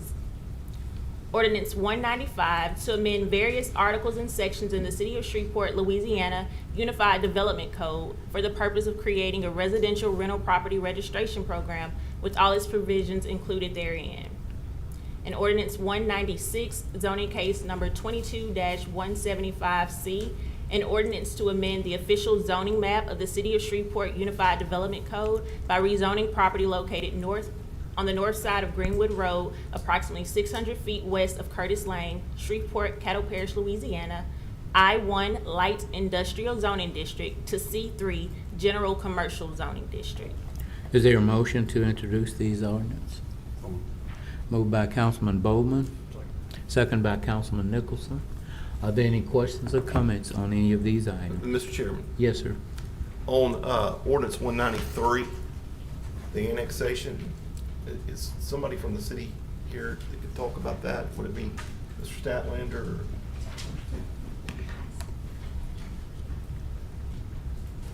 And then also, Mr. Norman, if you're there still, I can't see you.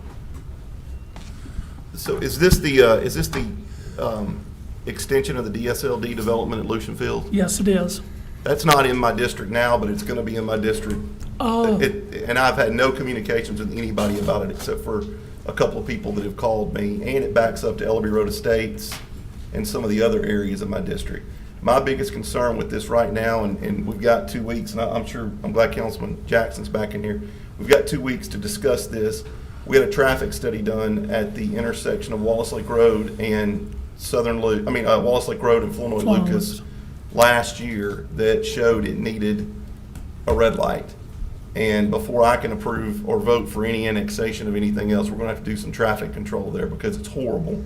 And I'm just kind of curious as to how many homes are gonna be added here and what impact those homes may have on traffic. Because right now, at 4 o'clock, if you're going down Flournoy Lucas Road, you're gonna be backed up all the way to Ellerby just about at Wallace Lake. I think it's 200 homes, if I'm not mistaken, gonna be added.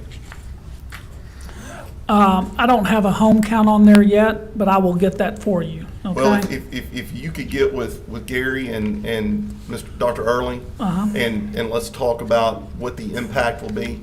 I'm all for and have always been for if it's an existing neighborhood, let's go ahead and annex it because it's just an extension of the neighborhood. But I'm very worried about the impact of traffic adding 200 additional homes is going to do to this area.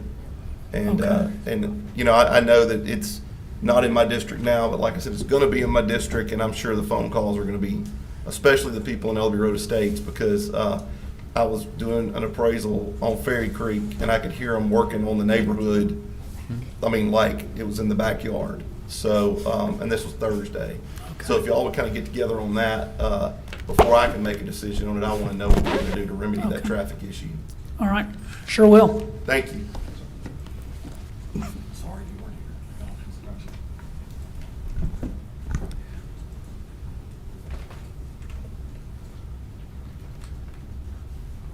Okay.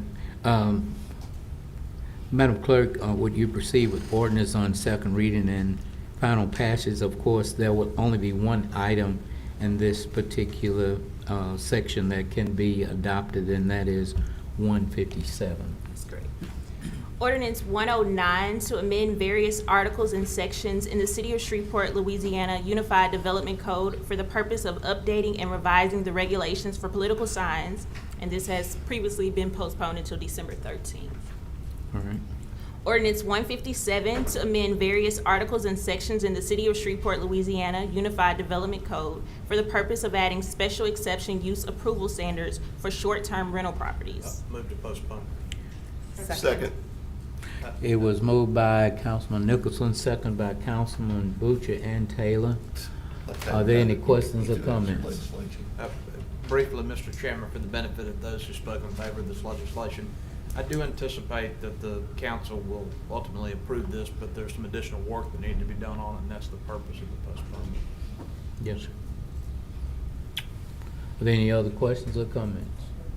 If not, let's vote for postponement.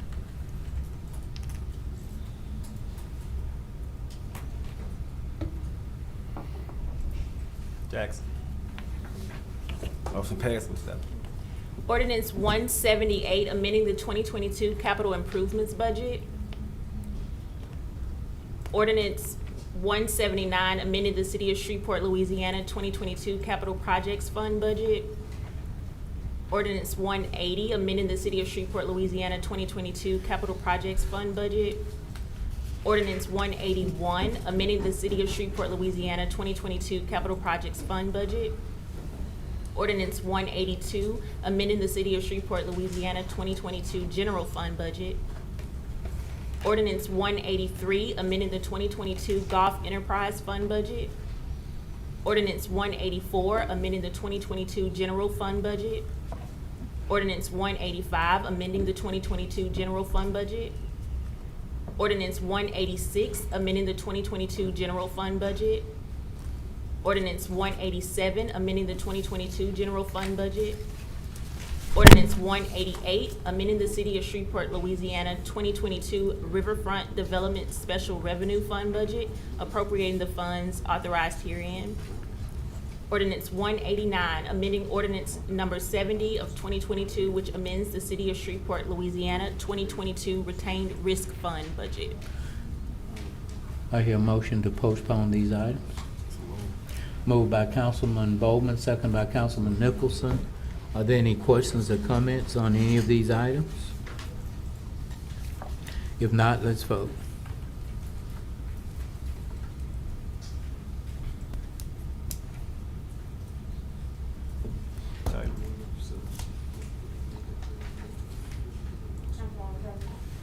She hit it, man. She voted. It's green. Motion passes, but it's not showing. Is it 7? Can I do it? Is it 7? Okay. Thank you. Madam Clerk, is there any table legislation to be removed from the table today? There is none. Thank you.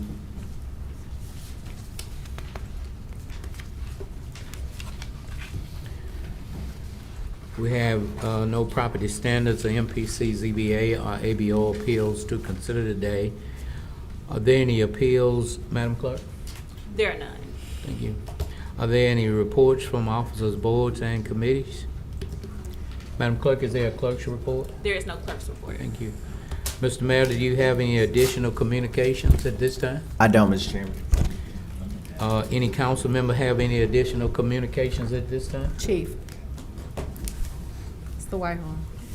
If you all can give me an update regarding the the security for out front and for the offices on each level floor, where we are. The holdup on the security right now is due to the access cards not being available. The chips are not available to us, so we can't get access cards to really lock things down the way we want to. I don't have IT in here this afternoon to tell us when we may be getting those, but as soon as we can get the access cards, then we can move further with implementation of our security plan. What about just the front? I have talked to Ms. Regal about putting a person down front like we had during the COVID pandemic, and letting folks make appointments to get up the elevator.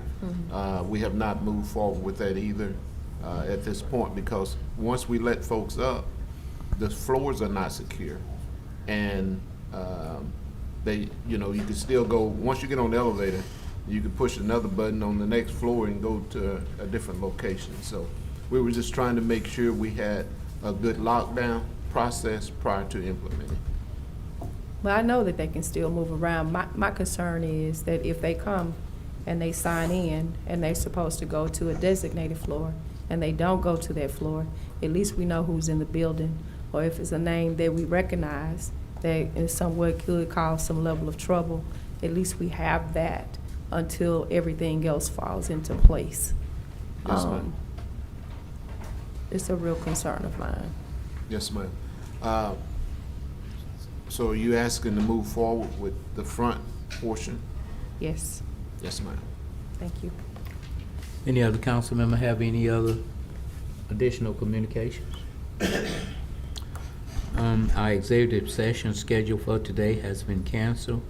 Is there any other business to come before this body at this time? I did before Yes, you sir. hit. Councilman Butcher. It seems like it's that time of year that whoever our official timekeeper is has not changed the clock. Like, Yeah, I noticed that. I was gonna mention it. I think I was I gonna changed it mention. last year. Yeah. This will be the last time. I was gonna mention, yes. Any other additional comments from Councilman? Yes, sir. Councilman Bowman? I know that, I think Gary and Jarvis sent out a letter about the signs being placed, in political signs being placed in roadways or whatever. I just, I don't know if, and I'm sure this time is up pretty much, but I know some people are saying that their signs are being taken or being stolen, but I think that some are being picked up by the city at level that they have, and then some neighborhood associations also, you know, are going by picking them up too. So it just was brought to my attention not too long ago that people were complaining about their signs being stolen. Some may be, but I just think that some are being picked up by neighborhood associations and also possibly by the city. So Some of mine at Johnson picked up too. which one? Hey, Gary, I had a sign out from minute, 4 found years. one sign. I had a sign out from 4 years ago. I noticed y'all done moved it. Can you tell me where I can get it? I need my sign. If there's nothing else to come before this body, we stand adjourned. I need my sign, Gary.